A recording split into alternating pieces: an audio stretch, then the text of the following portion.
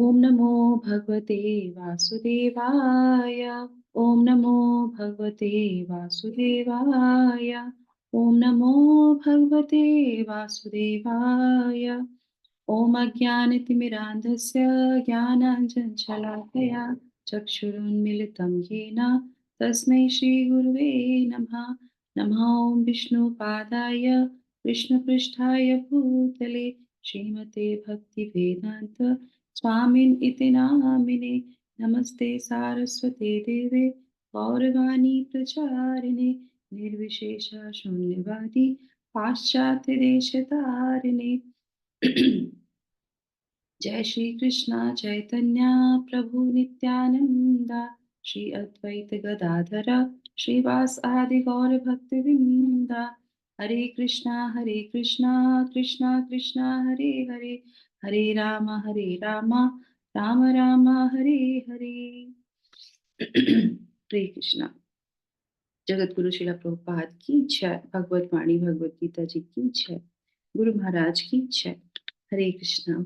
सभी भक्तों का बहुत बहुत स्वागत। तो हम लोग जो है आज पढ़ने जा रहे हैं श्लोक संख्या 46। ये सेकंड लास्ट श्लोक है इस अध्याय का, अध्याय 6 का।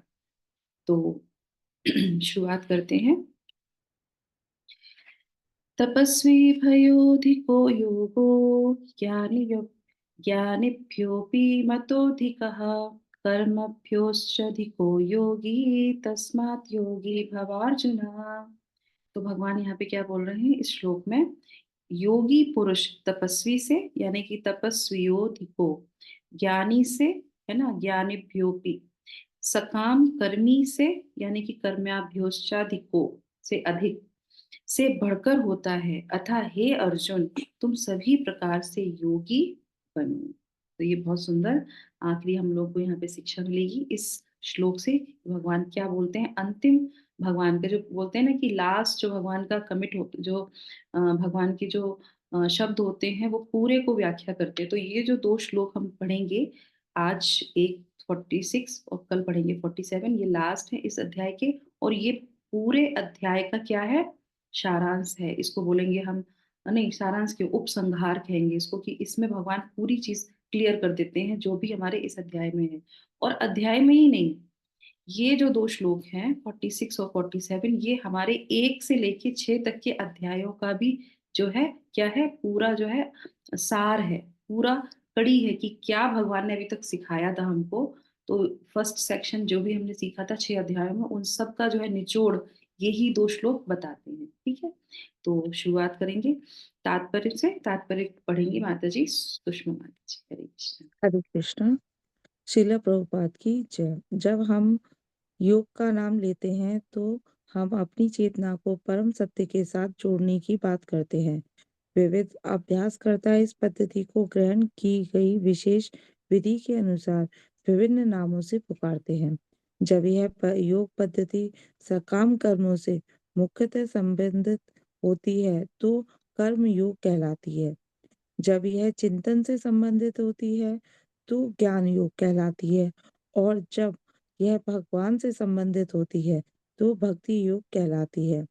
भक्ति योग या कृष्ण भावनामृत समस्त योगियों की परम सिद्धि है। जैसा कि अगले श्लोक में बताया जाएगा, भगवान ने यहाँ पर योग की श्रेष्ठता की पुष्टि की है, किंतु उन्होंने इसका उल्लेख नहीं किया कि यह भक्ति योग से श्रेष्ठ है। भक्ति योग पूर्ण आत्मज्ञान है, अतः इससे बढ़कर कुछ भी नहीं है। आत्मज्ञान के बिना तपस्या अपूर्ण है। परमेश्वर के प्रति समर्पित हुए बिना ज्ञान योग भी अपूर्ण है। सकाम कर्म भी कृष्ण भावनामृत के बिना समय का अपव्यय है। अतः यहाँ पर योग का सर्वाधिक प्रशंसित रूप भक्ति योग है, और इसकी अधिक व्याख्या अगले श्लोक में की गई है। Hare Krishna. Thank you so much Sushma माता जी। हरे कृष्ण। तो हमारे लिए बहुत अच्छा यहाँ पे लर्निंग आती है। और ये जो श्लोक है एक्चुअली में ये पूरा हम लोग पढ़ रहे थे, ध्यान योग पढ़ रहे थे, है ना। तो हमने शुरू में ही इस अध्याय को शुरू करने से पहले मैंने एक चीज बताई थी। आपको किसी को याद है? क्या था वो? शुरू करने से पहले, ध्यान है किसी को? क्या बहुत इम्पोर्टेंट चीज़ थी? हमने कहा था ये अगर समझ लेंगे, तो पूरा अध्याय समझने में आसानी हो जाएगी।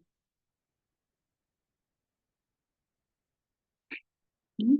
योगा लैडर सुना था आप लोगों ने? हरे कृष्ण, योगा लैडर सीखा था? नहीं? फिर से जी सुना? माता ji, Hare Krishna. Thank you so much. At least आपने हाँ तो बोला। तो योगा लैडर हमने जो सीखा था, तो इसी का मतलब ये था कि अब यहाँ पे भगवान शिला प्रभुपाद उस चीज़ को बता रहे हैं, भगवान भी उस चीज़ को बता रहे हैं, योगा लैडर को बता रहे हैं। क्या है? कि तपस्वी जो होते हैं, ज्ञानी जो होते हैं, सकाम कर्मी जो होते हैं, है ना? कर्मकांड, तो हमारी स्थिति क्या होती है? हम जो है, जो योगा लैडर होता है वो नीचे से ऊपर हम जाते हैं, तो अपने जीवन में भी हमको वो लैडर को लेना चाहिए। तो क्या होता है कि सबसे पहले तो हम कर्म योगी, है ना? तो सबसे पहले अध्याय 2 में हमने 3 में हमने कर्मयोग के बारे में पढ़ा था। तो ये जो 1 से लेके 6 तक के अध्याय हैं, वो भी ऐसे ही चलते हैं और ये पूरा सेक्शन जो है कर्मयोग में आता है। तो हम जो है कर्मयोग में आते हैं, उसके बाद धीरे-धीरे जो सीढ़ी चढ़ती है, तो अपने जीवन को हमें थोड़ा-थोड़ा ऊपर उठाना चाहिए कि हम किस स्तर पे हैं। अगर उससे भी नीचे हैं, तो उससे नीचे का स्तर कौन-सा था? कर्मकांड का, है ना? तो कर्मकांड वाले से भी नीचे का स्तर कौन-सा होता है? जो कोई भी लैडर फॉलो नहीं करते, है ना? जो बिल्कुल शास्त्रों से विरुद्ध चलते हैं, बिल्कुल कर्मकांड से भी निकृष्ट हो जाते हैं, बिल्कुल अपोज़िट चलते हैं, है ना? तो कर्मकांड में आते हैं, उसके बाद फिर क्या होता है, वो धीरे-धीरे ज्ञान आता है उनको, उसके बाद फिर वो अष्टांग सीखते हैं, अष्टांग के बाद फिर वो ध्यान सीखते हैं, है ना? तो इस तरीके से वो धीरे-धीरे ऊपर जाते हैं। तो ये योग की जो सीढ़ी है, जो पद्धति है, तो उसको जो है वो फ़ॉलो करते हैं और फ़ॉलो करते-करते सबसे ऊपर जो है क्या बताया गया? भक्ति योग। तो वहाँ पे ये भगवान बताना चाहते हैं कि क्या है, तपस्वी से ज्ञानी, ज्ञानी से सकाम कर्मी, ये सब उससे बढ़ के ही होते हैं। तो हमें क्या करना चाहिए? हमें ये योग में जाना चाहिए, अपने आप को ऊपर लेके जाना चाहिए। पर उससे भी जो है इम्पोर्टेंट चीज़ क्या है? यहाँ पे शिला बता बता रहे हैं कि मुख्यतः सब संबंधित ही होता है ना? पर सबसे उच्चिष्ट क्या होता है? भक्ति योग कहलाती है, जो सबसे ऊपर होती है वो भक्ति योग कहलाती है।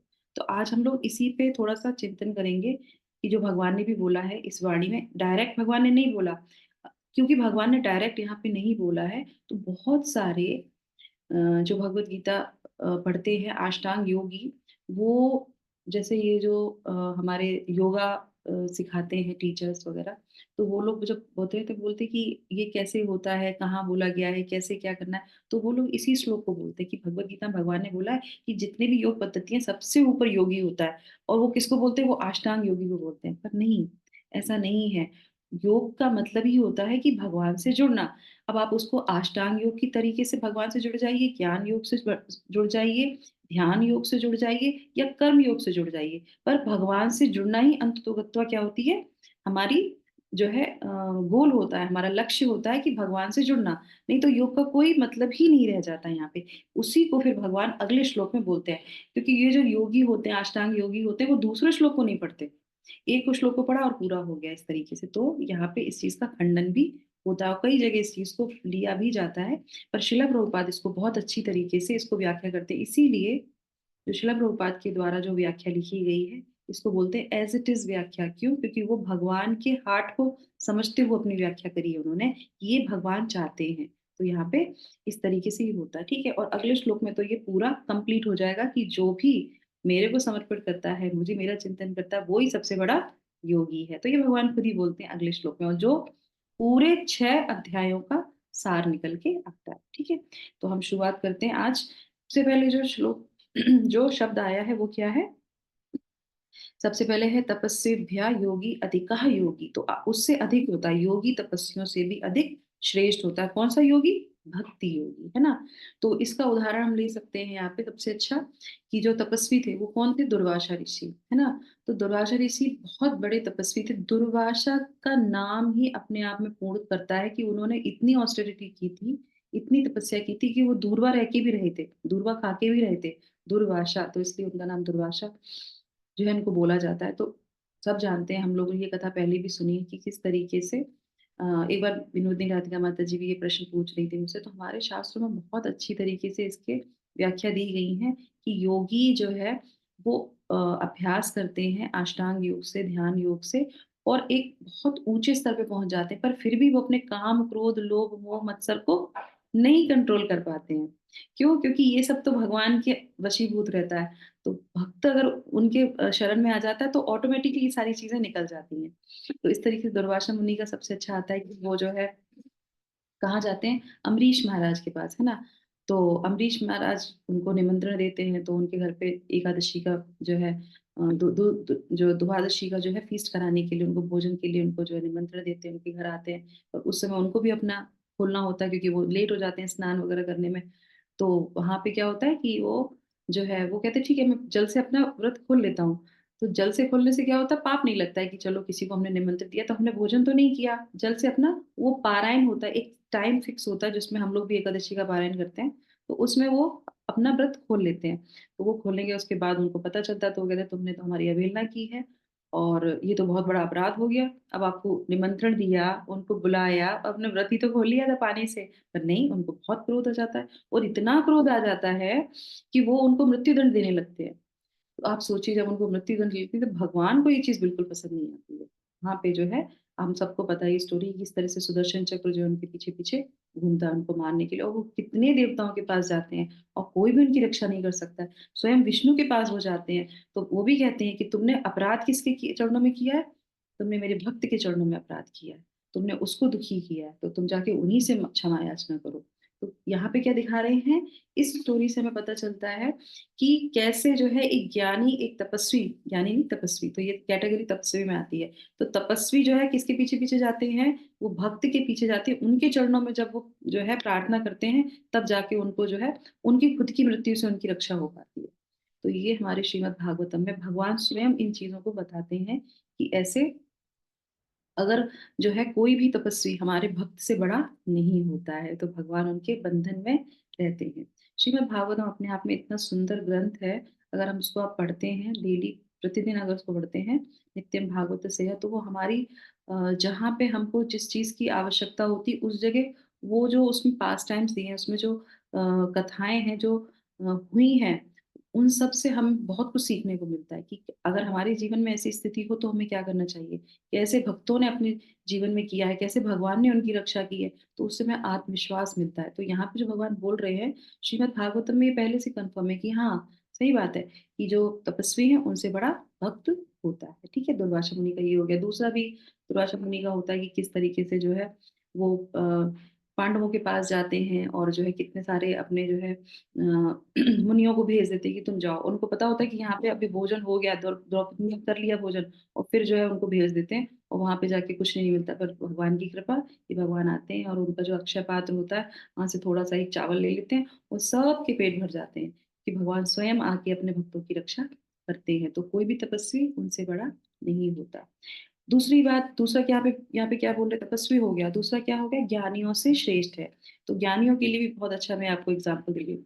वैसे तो नहीं है, हम सब लोग को पता ही है, पर फिर भी हमारे शास्त्रों में इनकी उदाहरण दिए गए हैं। इसलिए मैं एक एक चीज का उदाहरण यहाँ पे दे रही हूँ जिससे हमें ये बात, ये कथाओं सुनने का एक ही पर्पज होता है कि हमको पूरी तरीके से विश्वास हो जाए ये जो भगवान कहते हैं ये पहले भी हुआ है और हमारे जीवन में भी होगा। तो हम अगर भक्ति मार्ग पे चल रहे हैं तो हम कोई गलत चीज नहीं कर रहे हैं, तो स्वयं भगवान हमारी रक्षा करेंगे। और हम जो भक्त है वो सभी से श्रेष्ठ होता है ये मानना चाहिए। तो दूसरा आ जाता है हमारा कि ज्ञानेभ्य अतिमतः अधिकः। तो इसमें बहुत अच्छी एक कथा आती है चैतन्य चरितामृत में से, ज्ञानियों से श्रेष्ठ, है ना? तो चैतन्य चरितामृत की जो है अंत लीला है ना, 3 खंड है, आदि लीला, मध्य लीला और अंत लीला। तो अंत लीला में अध्याय 3 के अंतर्गत ये जो है प्रकरण आता है जिसमें श्री रघुनाथ दास गोस्वामी। तो आप लोग कथा सुन रहे हैं तो बताइए रघुनाथ दास गोस्वामी कौन है?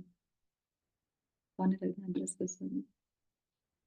तभी मैं आगे कथा करूंगी, नहीं तो मुझे पता नहीं चलेगा कौन सुन रहा है कौन नहीं सुन रहा। हरे कृष्णा सौड़ा गोस्वामी से एक है। Very nice. तो हमारे षड गोस्वामी है ना, जो हमारे चैतन्य महाप्रभु के पार्षद। तो षड गोस्वामी में से एक रघुनाथ दास गोस्वामी, तो उनके पिता जो है उनके घर में क्या होता है कि एक जो है व्यक्ति को वो रखते हैं, नियुक्त करते हैं नौकरी के लिए। वो होता है, उसका नाम होता है गोपाल चक्रवर्ती। तो ये क्या करते थे, ये जाके जो है कर वसूल करते थे क्योंकि वो अच्छे धनाढ्य घर से थे। और उनके पिताजी ने उनको नौकरी पे रखा था। पर ये जो गोपाल चक्रवर्ती जो व्यक्ति होते हैं, ये पंडित होते हैं। पंडित मीन्स जो है उससे भी होते हैं, जाति से भी पंडित होते हैं, पर वो ज्ञान भी उनको बहुत होता है ना, क्योंकि अक्सर जो है पंडितों में यही बोला जाता है कि ज्ञान अर्जित करो, तुम्हें शास्त्रों का ज्ञान तो अवश्य ही होना चाहिए। तो इस तरीके से उन्होंने बहुत शास्त्रों का ज्ञान इकट्ठा किया होता है और उनको बहुत नॉलेज होती है। तो इस तरीके से जब उनके घर में रहते हैं तो रघुनाथ दास गोस्वामी के तो अक्सर जो है सभा होती थी, अक्सर जो है बड़े बड़े वैष्णवों को बुलाया जाता था। तो इस तरीके से एक बार फिर वो जो है उनके घर में सभा होती है और उनके घर में किसको बुला जाते हैं, हरिदास ठाकुर को। हरिदास ठाकुर को किस नाम से पुकारते हैं हम लोग, हरिदास ठाकुर को किस नाम से बुलाते हैं? नामाचार्य। नामाचार्य, यस वेरी नाइस। तो नामाचार्य क्यों बोलते हैं, क्योंकि वो कितने जो है 3 लाख नाम का जप करते थे प्रतिदिन। तो नामाचार्य हरदास उनको बुलाते हैं वहां पे और उनकी जो है वो जो है व्याख्या कर रहे होते हैं। अब वो किसकी व्याख्या करेंगे, वो तो नाम, हरि नाम जो हम लोग लेते हैं, हरि नाम की जो है बहुत महत्व के बारे में बता रहे थे कि जो भी हरि नाम लेता है वो जो है इतना उच्चिष्ट हो जाता है, इतना जो है श्रेष्ठ हो जाता है कि उसको फिर और चीजें जरूरत नहीं पड़ती है। जैसे कि उसको मुक्ति की कामना नहीं होती, 5 प्रकार की मुक्तियां होती हैं, उसको उसकी भी कामना नहीं होती है, उसको वैकुंठ जाने की भी कामना नहीं होती है, उसको स्वर्गलोक जाने की भी इच्छा नहीं होती है, क्योंकि वो नाम में इतना रमण करता है। और ये जो मुक्तियां हैं, ऐसा वो बोल रहे थे, ऐसे ये जो मुक्तियां हैं ये तो सिर्फ नामाभास से उसको मिल जाती हैं, ऐसा वो बोलते हैं। तो ये बात जब वो सुनते हैं और बोले कि सिर्फ नामाभास से, अब ये मुक्ति उक्ति के पीछे वो नहीं जाता है, वो व्यक्ति नहीं जाता, क्योंकि नाम में इतनी शक्ति है ना। चैतन्य महाप्रभु कहते हैं नाम नाम अकारी बहुधा सर्व शक्ति। तो उन्होंने सारी शक्ति अपने नाम में दे दी है, भगवान स्वयं ने। ये बात जब वो सुनते हैं गोपाल चक्रवर्ती, तो उसको जो है बड़ा बुरा लगता है। और वो कहते हैं कि ये कैसे बोल दिया, सिर्फ नाम के आभास से, नाम भी नहीं, नाम का आभास से होने से ही किसी को मुक्ति मिल जाती है, नामाभास हो जाता है। तो वो जो है क्रोध होके उनको आर्ग्यू करता है, उनसे जो है वहां पे बहस होने लगती। तो वो कहते हैं कि आपने ये बिल्कुल गलत कह दिया, हमने अपनी पूरी जीवन में जो है इतना ज्ञान अर्जित किया है और जो हमने पढ़ा है शास्त्रों में, उसमें तो लिखा है कि कितने जन्म तक आप पूरा ज्ञान अर्जित नहीं कर पाते हैं, और ज्ञान अर्जित अगर कर लेते हैं तो भी आपको मुक्ति प्राप्त नहीं होती है, मुक्ति इतनी कठिन होती है मुक्ति लेना। तो वो कहते हैं कि हाँ, सही कहा आपने, मुक्ति तो होती है कठिन लेना, पर भक्त के लिए नहीं होती है, ज्ञानियों के लिए होती है। वो ये बोल देते हैं कि ज्ञानियों के लिए होती है। ज्ञानी से संबंध मुझे आया कि शिला प्रभुपाद से भी जब एक माता जी पूछती हैं, जो पेंटिंग करती हैं, तो पूछती हैं कि शिला प्रभुपाद, हमारे हृदय में जो परमात्मा है वो खड़े हैं कि बैठे हैं, आप बताएंगे? तो शिला प्रभुपाद बताते हैं, कहते हैं हाँ मैं बताता हूँ, क्योंकि इसका कहीं पे भी विवरण नहीं है, किसी शास्त्र में नहीं लिखा कि भगवान हमारे परमात्मा स्वरूप में हृदय में कैसे हैं, बैठे हैं कि खड़े हैं। तब शिला प्रभुपाद बताते हैं कि भगवान खड़े हैं चतुर्भुज फॉर्म में। और ये भी कहते हैं कि इस बात को कि ज्ञानी जन्मों जन्मों तक नहीं बता सकते, ध्यानी जन्मों जन्मों तक नहीं बता सकते, जो परमात्मा की फॉर्म पे कॉन्सेंट्रेट करते हैं वो भी नहीं बता सकते इसको, पर भक्त बता सकता है, क्योंकि भगवान उसको रिवील करते हैं वो बात। तो इस तरीके से जब वो बोलते हैं तो उनको और भी क्रोध आ जाता है, बोले ऐसे आपने कैसे बोल दिया। बहुत जब इतनी वो होती है तो फिर जो और जो सभा में लोग बैठे होते हैं वो कहते हैं कि ये नामाचार्य हरिदास ठाकुर के चरणों में अपराध कर रहा है, इस तरह से उनसे बहस कर रहा है, चलो तुम बाहर निकलो। और उसको गुस्सा करके निकालते हैं, तो गुस्से में और आ जाता है और कहता है कि ठीक है, ये अगर सही बोल रहे हैं तो क्या होगा कि मैं अपनी नाक काट लूंगा। ऐसा वो बोल के गुस्से में जाता है और कहता है अगर मेरी बात गलत है तो मैं अपनी नाक काट लूंगा। ऐसे वो बोलता है कि तुम्हारी बात गलत है तो मैं तुम्हारी नाक काट दूंगा, ऐसा उनको बोलता है। और अगर मेरी बात सही है तो नहीं, अपनी के लिए नहीं बोलता, हाँ उन्हीं के लिए बोलते हैं, कहते तुम्हारी बात गलत निकली तो मैं तुम्हारी नाक काट लूंगा। तो इस पे जो है हमारे रामाचार्य दास ठाकुर बोलते हैं कि ठीक है, अगर मेरी बात गलत निकली तो मैं अपनी स्वयं नाक काट लूंगा। ये बात वो खुद बोलते हैं।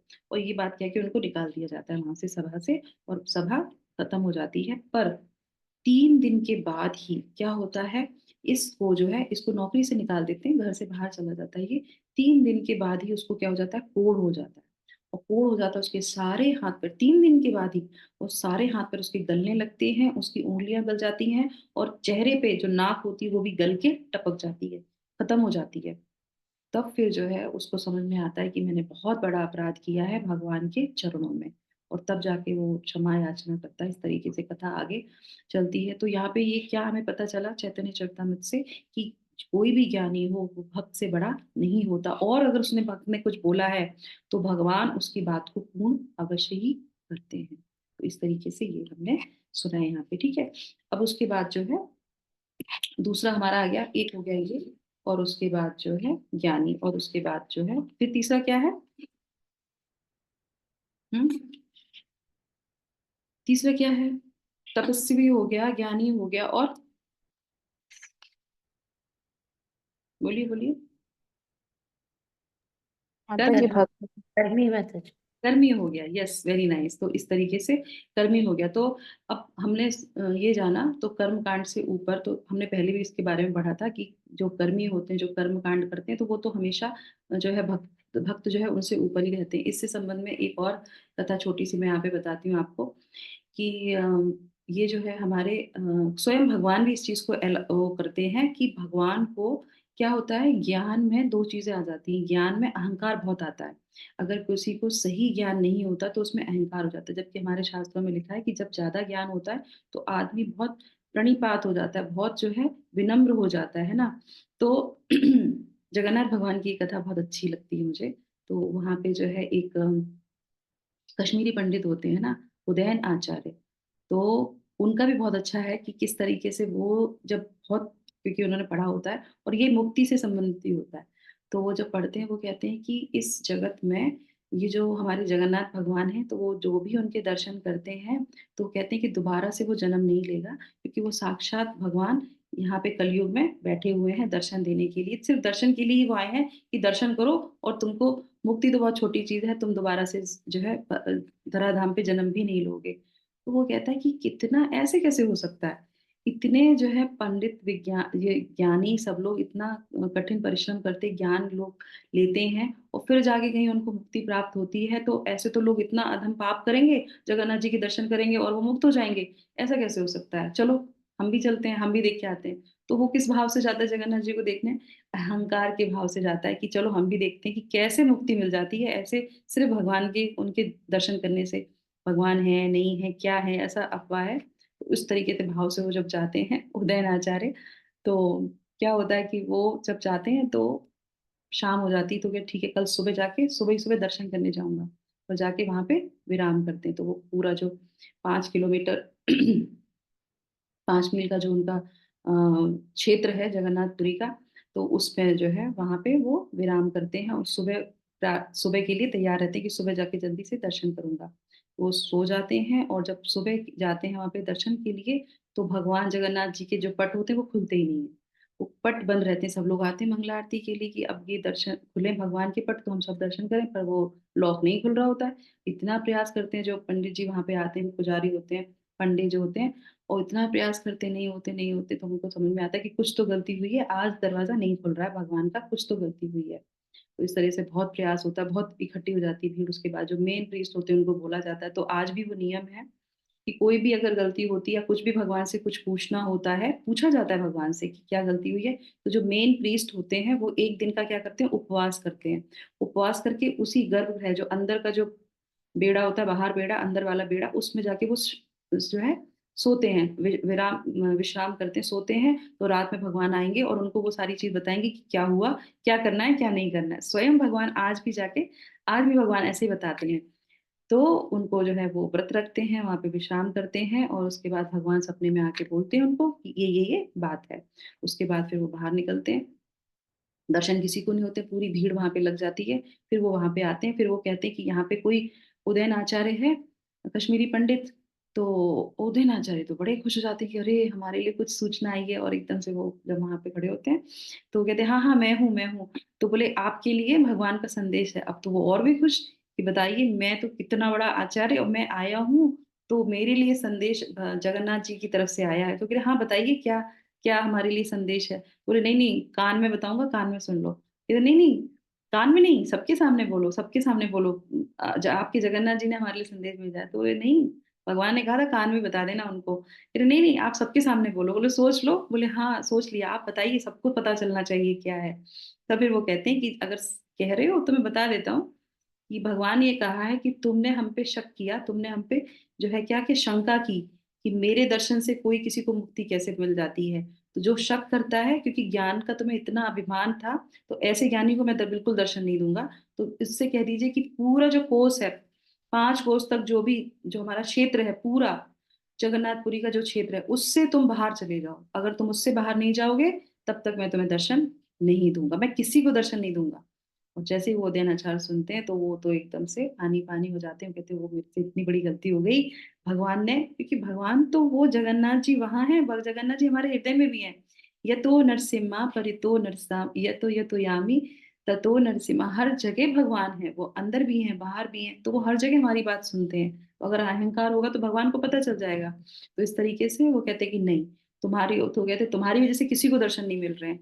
फिर वो जो है एकदम से वहां पे नतमस्तक हो जाता है और कहता है कि नहीं, अब तो मेरे तो जीवन किसी लायक का नहीं, क्योंकि भगवान ने स्वयं मना कर दिया कि तुम्हें दर्शन नहीं दूंगा, तो मेरा ज्ञान किसी काम का रहा?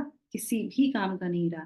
तो वहां पे वो एकदम से दंडवत होता है, कहता है नहीं, अब तो जब तक मैं भगवान के दर्शन नहीं करूंगा, मेरी यहीं पे मृत्यु हो जाने दो, मैं नाग घिसक घिसक के यहीं पे अपनी प्राण त्याग दूंगा, पर बिना जगन्नाथ भगवान के दर्शन किए इस क्षेत्र को छोड़ के नहीं जाऊंगा। और फिर वो ऐसे करता रहता, भगवान तो कृपालु है, फिर भगवान कृपा करते हैं, उसको अपनी भूल का पश्चाताप होता है कि हाँ मेरे से बहुत बड़ी गलती हुई, मुझे बहुत अहंकार हो गया। फिर वो जो है मतलब ज्ञानी से वो भक्त में आ जाता है, बिल्कुल क्या हो जाता है, सरेंडर हो जाता है। तत्विधि प्रणिपाते न, प्रणिपात हो जाता है, एकदम दंडवत हो जाता है।